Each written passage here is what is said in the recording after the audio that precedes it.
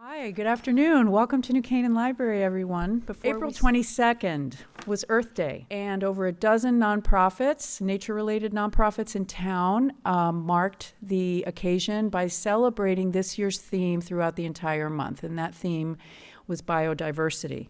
Our hope was that by offering programs and activities that educated people but also delighted people, that we might feel more attuned to the world around us and want to embrace it by then protecting it. We thought the perfect way to cap off Earth Month was by inviting ecologist and author Carl Safina to deliver the 2025 Oldham Nature and Environment Lecture. This lecture was named for former library director Lisa Oldham, whose passion and dedication to the environment infused everything she did here, including the design and construction of this magnificent, sustainable building. The lecture brings leading scientists, policymakers, strategists, and other experts to talk about the topics of climate science and policy, as well as biodiversity impact and loss. Today, we welcome Carl Safina, a MacArthur Genius Prize winner, Pew, Guggenheim, and National Science Foundation Fellowship winner, recipient of too many book awards to name, host of PBS's series Saving the Ocean,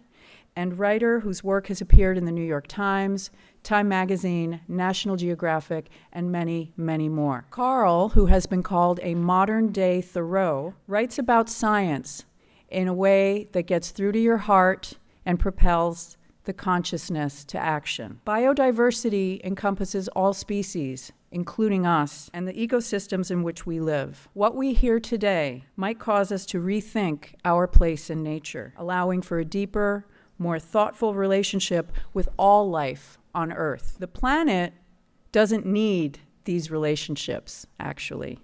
It doesn't need us at all. It is life on the planet, including us, that crucially needs these relationships, and it is for us to learn and do better. To help us, please let's now welcome Carl Safina.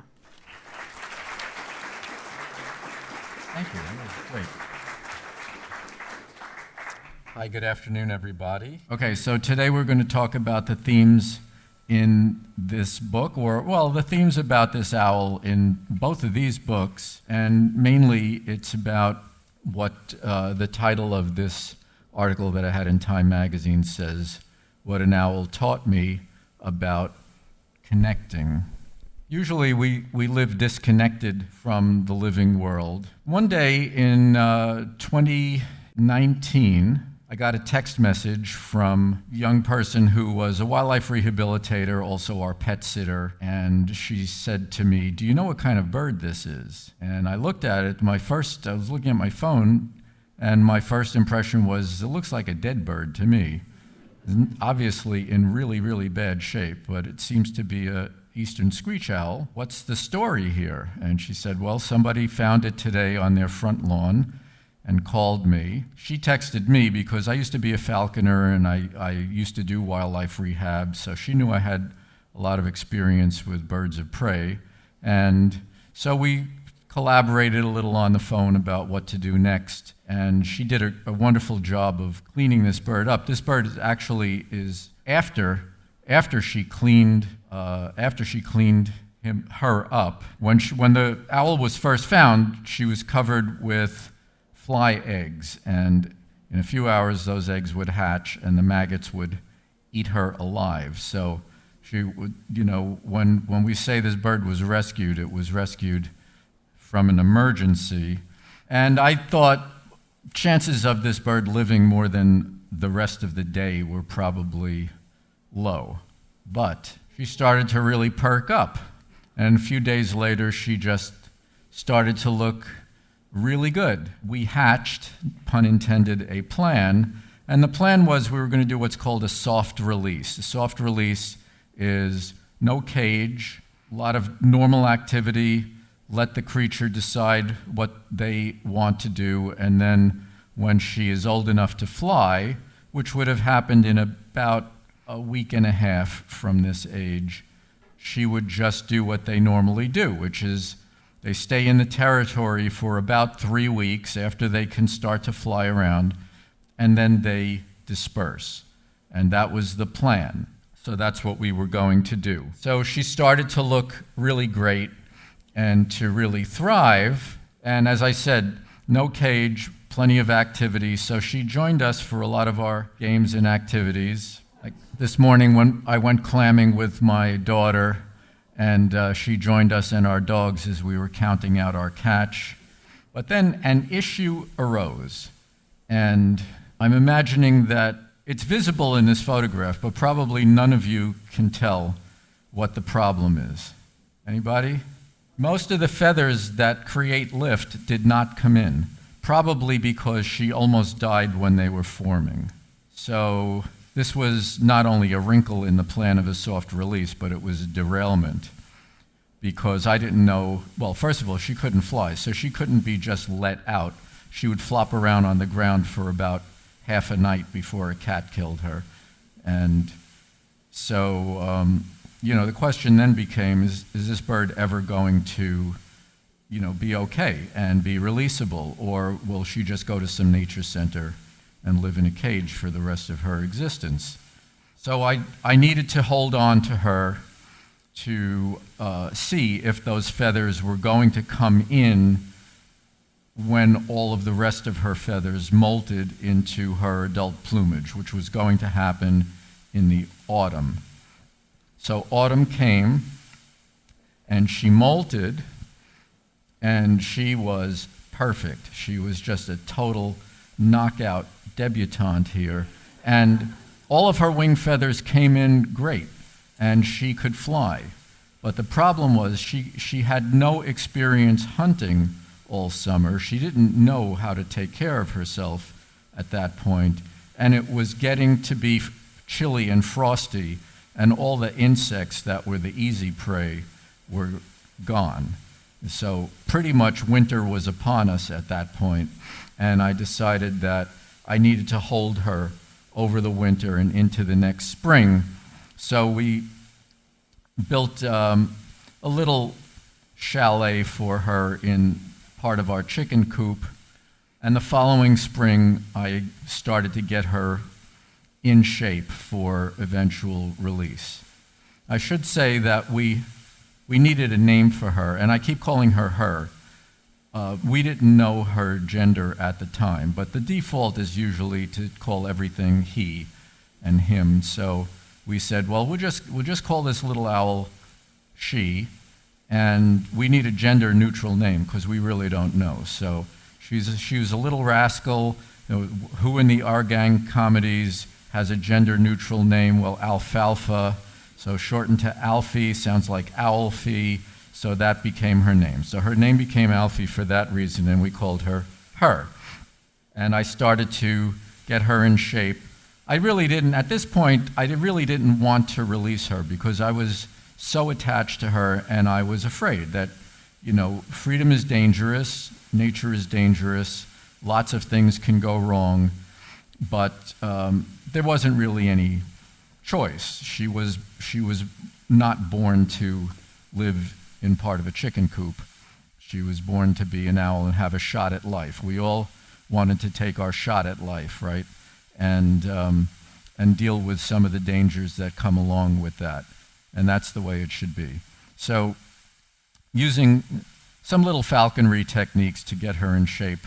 Mostly I was just pulling a fake mouse around on a string and letting her catch it, letting her get some food off of that. You don't have to teach a baby owl to chase anything any more than you have to teach a kitten to chase anything, but what they need to learn is that the thing they're chasing does not want to get caught. That's where the skill comes in, and the expectation that will potentially allow her to succeed. So I did this a number of times, and I'd get her down, and I'd put her back in the safety of the coop, knowing that pretty soon we would probably leave the door open.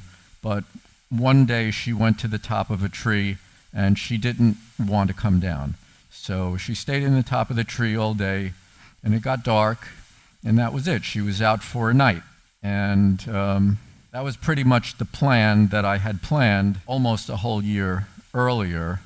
and now we were finally into it. So I came out in the morning to see if I could possibly find her, and almost as soon as I stepped out my back door, I found a pile of her feathers on the ground, and she had just gotten killed on her first night out. And I could not believe it. I mean, of all of the things, just for catastrophe to hit instantly was very disturbing. So I was really sad and really upset after everything that had happened, how attached I was to her. And then I thought, wait a second, you don't actually have a carcass here. Maybe something attacked her and she got away. You don't know if she's alive or dead or what. So in the evening we put some food out, and in the morning it was still there. And it was still there every morning for almost a week, and then I had to go away. I had to go to a conference in Portugal. About a week after this, at 4 a.m. in Portugal, I got a text from my wife, and my phone just dinged, and I looked at it, and it said, "Guess who's back?" And there she was. She had survived alone and away from us for a week, and then she had chosen to come back to our yard. And she made our yard the center of her territory. So, needless to say, we were both very fond of each other at this point. I know you're thinking this is a fake photo. He obviously has a dead mouse in his mouth, and it's not real love. But it is a real photo. And she simply came down low enough for me to just scratch her a little bit, and then I decided, let me see what she'll do if I go to actually give her a kiss. And I put my phone out like this, and that's a selfie, and that's a real thing that happened. So, okay, so there we are. Everything is great. She's fine. She's back. And then another problem occurred very quickly. Well, it's more of a problem for me. A love triangle. So a girl that beautiful is not going to stay single for long, and she almost immediately attracted a suitor. But here's where it started to get really quite interesting for me, and that is that when he showed up, I didn't know what was going on because she didn't want to have anything to do with him, and there was a lot of chasing back and forth. Of all the things I thought could go wrong, it never occurred to me that maybe this was the territory of a wild owl already, and I didn't really realize it, and that when she came back, this wild owl was trying to chase her out of their territory. I didn't know what was going on. They were not very friendly. Well, she was not very friendly at first. That was very clear. And then I saw him starting to offer her food. He's giving her a moth in this picture. And at first she didn't want to take the food from him. And then she started to take the food from him some of the time, not all of the time. Then I saw them in the same tree together. Then I saw them on the same branch. And then I saw that every time he brought some food, she took it. And then I saw them sitting next to each other. Now, I should say two things. One is that it was now March of 2020 when all of our calendars got completely erased. So I was no longer going anywhere, and I started watching owls in my backyard for about 5 hours a day. I'd wake up a little before dawn. I'd go to where I thought she was roosting. I'd find her. I'd watch what she was doing as the days started to lighten so I could see what was going on, see what he would do when he showed up. Same thing in the evening around dusk. And I logged about 5 hours a day watching the two of them, and I saw a lot of things that you never can see with birds like this. And the reason mainly is kind of obvious. She was completely tame, no evasion, no inhibition at all, and he was taking cues about me from her. So he saw that she was completely cool with me and I was no threat. And he started to act the same way. He never was tame, but if I was about 30 feet away from him, like from here to the middle of the room, he would just go about doing what he felt like doing. And so I was able to watch what was going on. And what I was seeing was not what I was trained in school to see. So you might not know, I have a PhD in ecology. I spent a decade studying wild birds for a living, and as I mentioned, I used to be a falconer. I used to be a wildlife rehabber when I was in my early 20s, and I learned about birds. Well, when I was a little boy, I raised homing pigeons. I learned about birds both firsthand and in school. What I learned in school was that birds have no mind, they have no inner life, they only have instincts and reflexes, and that what they do that we call courtship is just reflexes, that one of them does one thing and the other does what's called a fixed action pattern. There's no thinking about it, it's just a cue that releases a behavior. And that's exactly the opposite of what I was seeing with these two owls. I wasn't just seeing reflexes, I was seeing the development of a trusting bond. At first, there was a lot of chasing around, and then slowly, she got more comfortable with him, they got more comfortable together, they started to spend a lot of time together, and then making physical contact. Watching them develop something very interesting, develop trust, develop a trusting bond. And the other thing I learned in school is that birds have no facial expressions. They have no facial muscles, and you can't tell anything about their moods or anything like that, which is in a way beside the point, because I was also taught that they don't have any moods because they don't have any minds. So what you see right here is very obvious expressions of their inner states. So her mate is on the left, and we called him +1. He was her +1. And you can see that he is saying, I'm really sick of seeing you for 5 hours every day. Can you just get out of my face and leave us alone? And she is completely blissed out because she is between her two favorite beings in the world, her mate and her trusted, whatever I was to her, but trusted. And another thing about them is that she recognized us. She recognized me and she recognized my wife. And sort of more crucially, to make the point, she recognized our dogs. But if anybody showed up with a strange dog, she would be completely afraid of it. So she knew who she was because she knew where she was and she knew who she was with. And how do we know who we are? Because we know who we are with and we know where we are. That's how we get our sense of identity. Our identity is relational, it's relative. And that was exactly what I was seeing with them. Now, there are birds all around us all the time, and almost nobody ever in their life has an opportunity like this to actually watch the lives of individual birds as individuals. And it was really an amazing thing that was going on with me and with them. So, courtship, bonding leads to mating, and I saw them checking out some tree holes in our yard. I put up a box right outside my writing studio.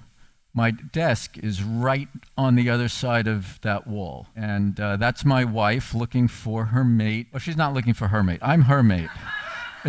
I know it got very confusing for me too, but she's looking for +1. Alfie is in the box. And as you can see, Alfie is just completely tame. She just knows who we are, and we're just part of her life. She started to spend a lot of time in the box, and I'm just going to take a little sip of tea here, excuse me. Started to spend a lot of time in the box, and I figured, well, she's probably on eggs, and I really wanted to check, but I was afraid to check for a couple of reasons. One is that even though she was thoroughly tame and trusting, I was afraid that she would suddenly get scared if I put a ladder up next to the box.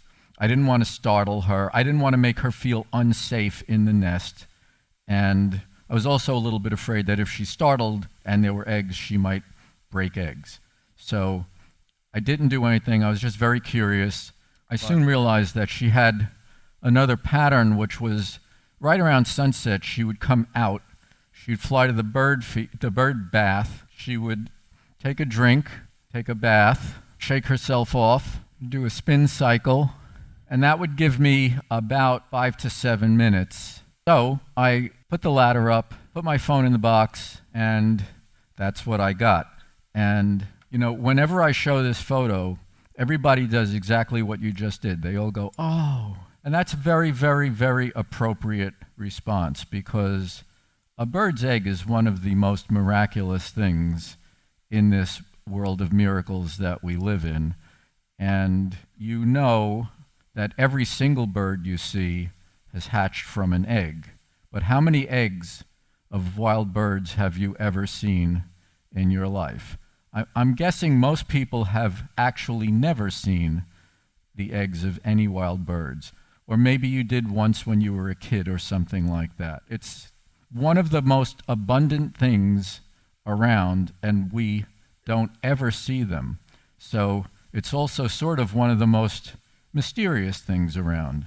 Well, right around the time that I thought they would hatch, I didn't know what date they were laid, so I guessed. So right around the time that I thought they would hatch, I wanted to shine a light through the shells to see if they were fertile and they were developing. So she went to the bird bath, I went to the nest, I picked up one of the eggs, and much to my shock, before I shined the light on, the egg started talking to me. I ran my thumb around one end, and there wasn't even a hole in it yet. There was just a chip from inside that broke the shell and was hatching. And with that first little inrush of air, that little chick joined the planetary conversation that's been going on with these owls for about 30 million years. And I found that to be so utterly profound and touching that my eyes teared up, the hair on my arms went up. I really couldn't believe it. So a lot of baby birds do start vocalizing back and forth with their parent as they're hatching. And this, of course, encourages the progress and helps to create the bond with the parent that they have. And it just was just like completely incredible. If you want to know how small a newly hatched screech owl is, they are tiny. That's all 3 of them and a mouse that their father delivered. So the parents immediately shifted gears. Now they have young ones, and young ones need food. They started bringing food. So here is one of the parents. I'm not sure who this was in this photo, but anyway, parents started delivering things like moths, and then when the chicks started to get big, they started delivering big stuff like sparrows. You can see one of the young ones sticking their head out of the nest at the time when they were at their maximum rate of growth. Plus one really went into overdrive to deliver plenty of food, and he became a big game hunter in broad daylight. If you would ever ask me, do screech owls hunt at noon? I would say, well, of course not. They're nocturnal. And do they kill chipmunks? Well, of course not, because chipmunks are only out in the daytime.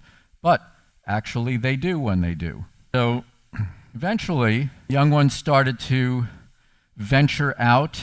So that's Alfie on the left and one of the babies on the right. They don't have any choice about this. They can't just stay in the nest if they're scared. They can't take a gap year. They can't move back with their parents. They don't have any choice. They either fly or they die. And so they fly. So one night, I knew with them out like this on the ledge right outside the hole, I figured, okay, they're going to go tonight. So I spent the whole night out there, and sure enough, they started to come out and find their way into the nearby trees. And in the morning, they found out that the world is not a very welcoming place, that there are dangers and hostilities out there. So blue jays found them, and the blue jays started to immediately try to kill them. And this one was knocked out of a tree 4 times. They couldn't fly, they could flutter. They were hitting the ground like apples, And I thought, the first one to hit the ground, I thought, whoa, that thing must be unconscious or stunned or something. I didn't interfere. I really wanted to see what was going to happen exactly. And what happened really surprised me. What happened was they would walk to the base of the nearest tree and then walk straight up the tree back into the branches, which is how you can get knocked down 4 times in one morning if you keep doing this. But after the first morning, things settled down. It was really pretty chaotic there for a while. We lost track of 2 of them that went to hide someplace or under something, and I didn't know if they were even still alive or somebody had carried them away when I wasn't looking. Could have been a crow or a cat or something. At any rate, got to be towards sundown again, and suddenly we could account for all of them. I said to my wife, wow, this is great so far. So we have Alfie, we have +1. I'd like to name these little ones. They're going to be around for about 3 weeks or so, but I can't tell them apart. So she said, well, we'll just give them a group name. We'll call them the Who. So we had Alfie +1 and the Who. And another thing that you learn in school is there's usually a runt of the brood that doesn't get enough food and can't compete and fails to thrive and eventually just withers away and dies, which is exactly the opposite of what we saw yet again. Alfie was a fantastic parent, +1 was a fantastic parent, and in the morning, they were so stuffed, the chicks were so stuffed with food that they didn't even want to be near the parents who were constantly trying to give them more food. And the parents were kind of going like, eat your peas, and the owlets were saying, I can't eat another bite. And sometimes they would actually hop away from the parents because the parents were harassing them with food. And instead of them competing for food, if one of them took some food or Alfie had food left over that she was holding, she'd fly to one of the other chicks to offer it food to try to make sure that everybody got fed. It's not what you learn in school. So now, this is a very short video, and the sound in it is kind of important. Is the sound hooked up with the way that, yeah, okay, so you should be able to hear sound, but it's soft. So we have to be very quiet, and what I'm going to tell you before I show the video is, any of you consider yourselves birders or bird watchers? Hardly any, a few? Okay. So if you are, you may know that screech owls have 2 calls, a whinny and a trill. That's what every field guide says. In reality, they have about 5 calls that you would never hear unless you had an owl that trusted you. What you'll hear in this video is a particular call that is their call of extreme intimacy. I only hear it from inside the nest or when we are having a very close physical interaction.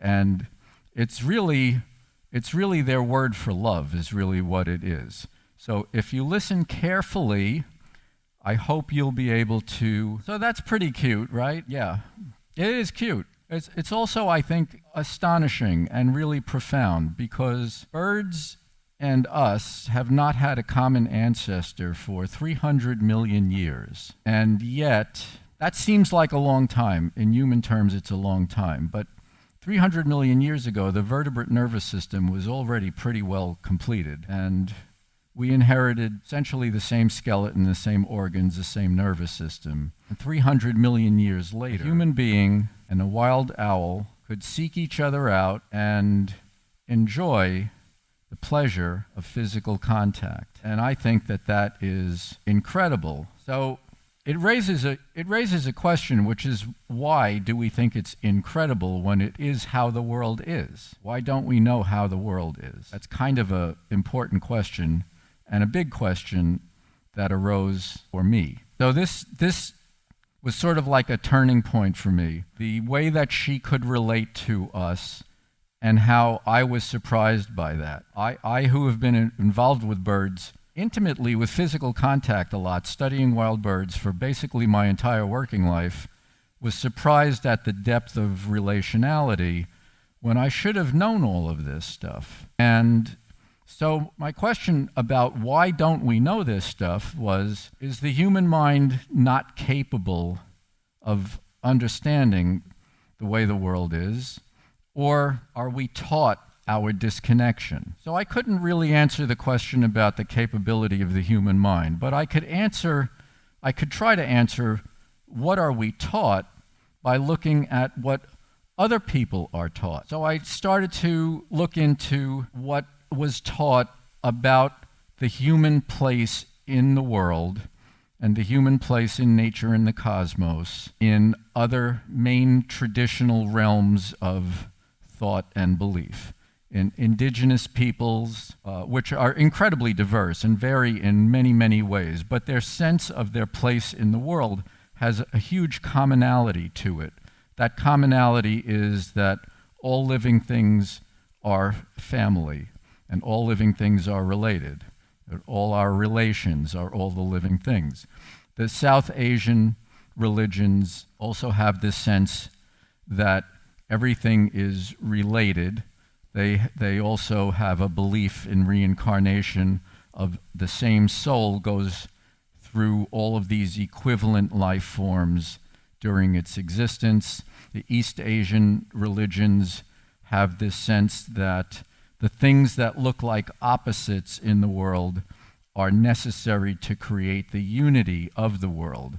So you cannot have up without down, or back without forward, or hot without cold, or life without death.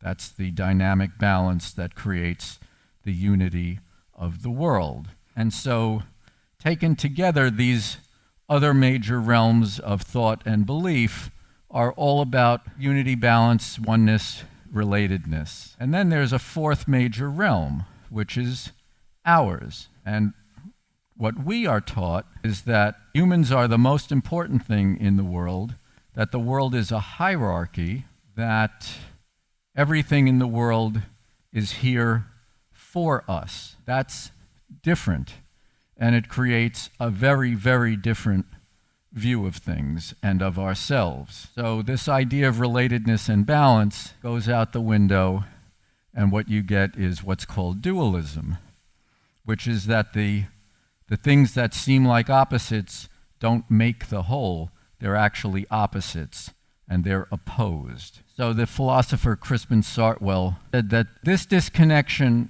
is the originating idea of Western thought, and our worst idea, because it means that the entire world is here to yield us everything it has. So a couple of summers ago, in 2023, I got a phone call from my daughter, and she said, "I think our house is on fire. I just looked out the window, and I see a lot of smoke."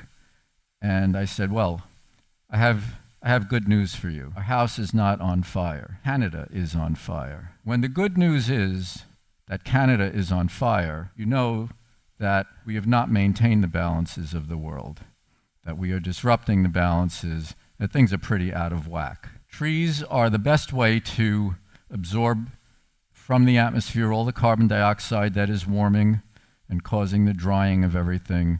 But what are we doing to trees? Well, we are burning them. Either they're catching fire or we're setting fire to them, setting fire in the Amazon that never had fire before. That summer there were huge fires there in Canada, on the West Coast, in Australia, and even in Europe. The world, I used to say the world is on fire, meaning it as a metaphor, but it has become a literal kind of a thing. And we can't fix this problem if our system continues to perpetuate the problem. And, we have a sense of our rights. We have the Bill of Rights, we have the UN Declaration of Human Rights, and we all want our rights. I guess many of us believe that everybody should have the same rights, and this is a project that we're sort of working toward over the long term, very imperfectly. But rights are something that we want to have. And the other side of rights is responsibilities. We don't have a Bill of Responsibilities. We don't have a UN Declaration of Responsibilities in the world because we think it's all one way. The world is just here to give us stuff. And so we don't see ourselves as having any responsibilities. In other cultures, that's not the way people are raised. In other cultures, people are raised to know what their responsibilities are to their families, their elders, their communities, their landscapes. In Hawaii, for instance, in the traditional culture in Hawaii, if a young man wanted to cut a tree down to make his first canoe, he had to show the elders that the tree he was given to take care of as a young person was thriving before he could cut down a tree. That's responsibilities and rights all together, because they should be two sides of the same coin. But we don't have that at all. We just have people taking, and people thinking that where they're having their climate conferences, they're also literally bathing in oil for the purported health benefits. Now, this red line that's going up and down and up and down and up and down, but mostly up, is the concentration of carbon dioxide in the atmosphere. And carbon dioxide is the main reason that the climate is warming, and most of the land on Earth is in the northern hemisphere. So when it's summer in the northern hemisphere and everything is growing, carbon dioxide is going down every summer. And that's shown because the measurements are sensitive enough to show that.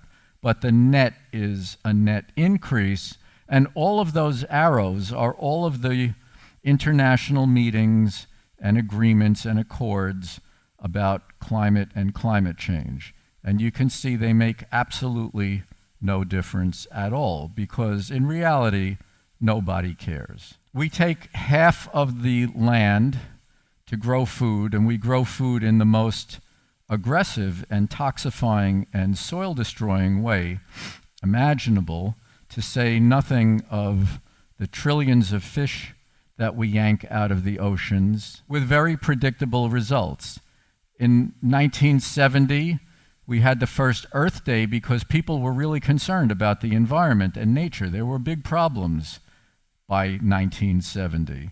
So we were going to fix it all and turn it all around. But since 1970, wild animal populations worldwide have declined by 70% since the first Earth Day.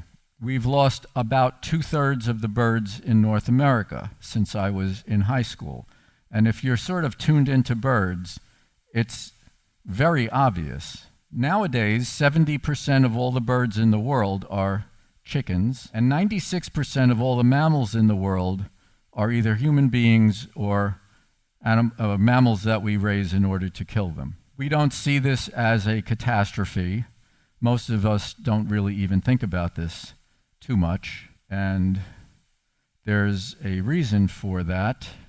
And the reason is that we are taught to be disconnected. When we get our diplomas and we get a card and a balloon that says, "Congratulations, graduate, you are now an educated person, you are prepared to go out in the world," when we get that diploma saying that we are educated, we have no idea where our food, our energy, our water, any of the material things that we use, where they have come from, how they were made, how they got to us, who made them, where our waste goes.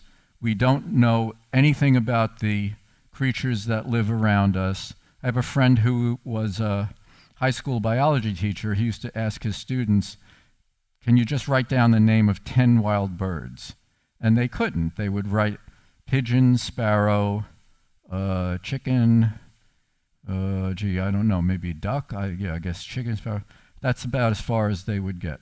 They couldn't name 10 wild birds. It's pretty typical, because who teaches us to name 10 wild birds? When we are educated people, we know how to shop. That's the one thing we've been taught. We have been made into consumers, not citizens. We're not called citizens, we're called consumers, because that's their use for us. And what does it mean to be a consumer? To be a consumer is to be relieved of the knowledge or concern for any of the consequences of our consumption. That's the favor they do us for the favor we do them. That's the deal. So what would the world look like if we loved the world instead? Well, a lot of people think that what we need is some new technology to fix all these problems, and that is not going to fix the problems, and that's because all technologies serve the values that send them.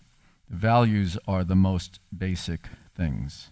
So that's the revolution that we actually need. We need moral revolutions. I think that sounds ridiculous, right?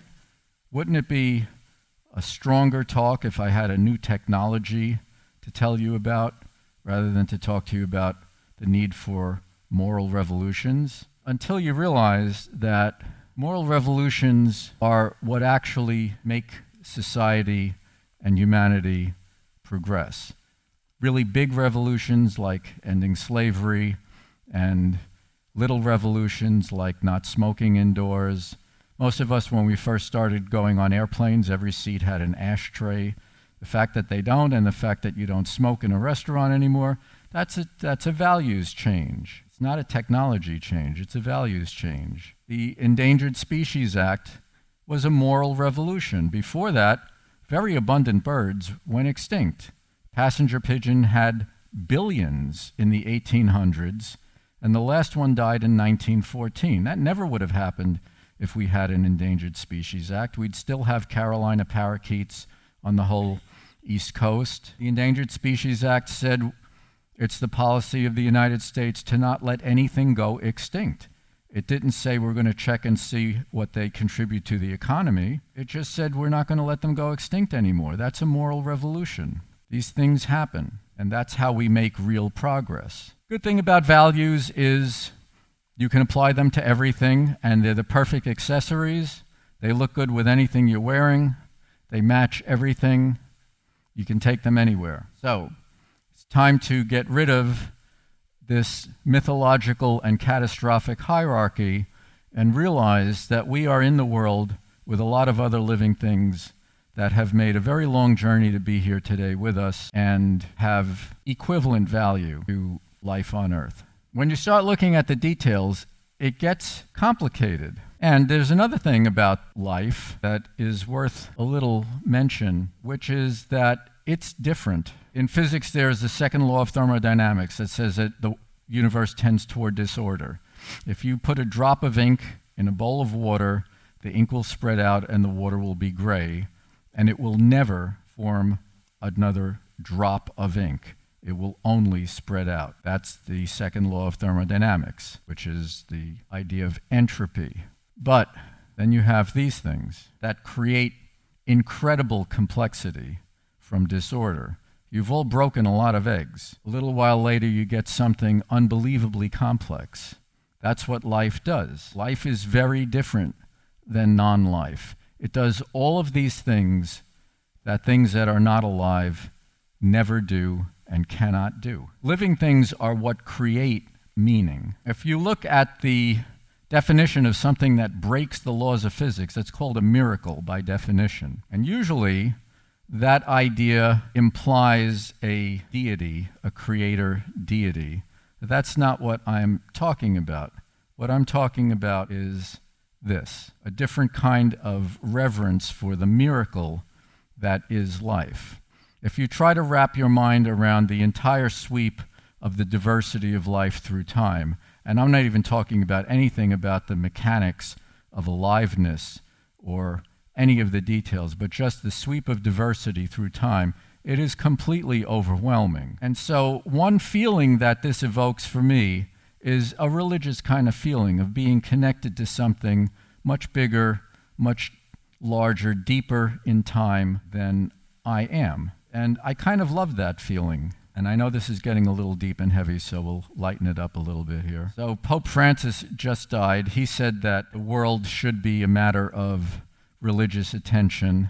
I guess that has to count as progress, to think that the world should be an object of some religious reverence. My friend Paul Greenberg and I had this article about making Earth Day a kind of a sacred holiday, not to worship the earth at all, but the idea that living existence is the thing that is deserving of reverence and respect. Or you can just think that reconnecting is a very literal endeavor, just allowing the land and the water to be connected so that these creatures can coexist with us. Just a desire for coexistence and reconnecting. Everything from elephants to migrating crabs. In order to let crabs migrate to where they need to breed, you have to know that they need to do that, and you have to want to let them do that. That's the big lift. Letting them do that is not that complicated. You can have little tunnels. You can have this really cool crab bridge. I want one of these in my neighborhood. Now, on Long Island, we actually have some places, a couple of places, where there are tunnels for the frogs and toads to get to the wetlands where they need to breed. A couple of autumns ago, there was one building in Chicago where 1,000 birds hit the windows and died in one night during fall migration. One building, one night, 1,000 birds. They had been asked to turn the lights down. They just did not care. Similar thing in New York City, but they were asked to turn the lights off for 20 minutes to let the birds pass. That worked. That building in Chicago, other ordinances are starting to happen to let coexistence happen with migrating birds. That building in Chicago put this glass film, this film on the glass with just dots to let birds see that there's something there. And instead of killing 1,000 birds in one night, the following year they killed 18 birds for the entire migration season. All they needed to do was that. But you just have to care a little bit to coexist before that can work. So what should we do with all this? A desire to keep the world connected can really be a big game changer. And to see ourselves as relational beings, as all of the other great religions and philosophies in the world have taught for thousands of years. Not just transactional, not just what do I get and what is the world here to give me. We can do what we do with the whole living world in mind and figure out what that really can mean. And people who grow food are growing food vertically. It doesn't require any soil to do this. It requires less water to do this, no pesticides, all these kinds of things that are different, because if you want to think differently, you can start thinking differently. There's a farm on the east end of Long Island that is an experimental laboratory kind of a farm. They're growing tomatoes and they have solar panels on the ground. And it turns out that the tomatoes that get partial shade from the solar panels were yielding more than the adjacent farm, plus the land was producing electricity. That's what happens if you think differently. You can get different things to happen. So my dream is to connect all of this stuff, the beauty of the world, the life of the world, human dignity, and to keep this going in everything that we do and think about and work on. So ALFIE taught me that even owls have a word for love, and that a little care can go wherever you want to take it. So a lot of people say, well, all right, well, really, what can I do? I'm only one person. Well, everybody in history has only been only one person. The best people have been one person, the worst people have been one person, and they have found other people to join up with. So there are lots of different things we can do as individuals, and then we can find like-minded people to join with. And I do think it's important to really remember that we live in a miracle. We are part of a miracle that is really unusual in the universe as far as we can tell, and to act that way. So thank you very, very much.